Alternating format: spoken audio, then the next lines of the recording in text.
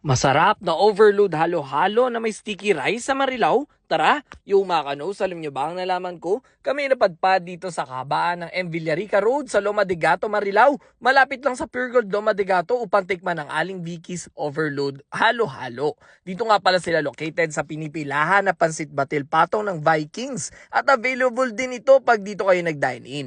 And ito na nga, may 4 na variant ang Aling Vicky's at alam nyo ba na 1 week pinag-aralan ni owner ang kanilang homemade milk na creamy na ginagamit nila for their halo-halo. Kaya naman ito ang naging secret recipe para sa kanilang produkto. At may isa pang ingredient na kakaiba sa kanila which is ang sticky rice. For their halo-halo, meron itong walling na special ube, sago, mango jelly, kamote, minatamis na saging, special na malagkit na kanin, at itong special homemade milk mixture na di tinipid Sabihin nyo sa akin kung hindi ganyan kadami ang nilagay sa inyo. Pero to be honest, ganyan daw kahit sa customers. At nagda-toppings pa sila ng leche flan. At ito ay 99 pesos lang. Uy!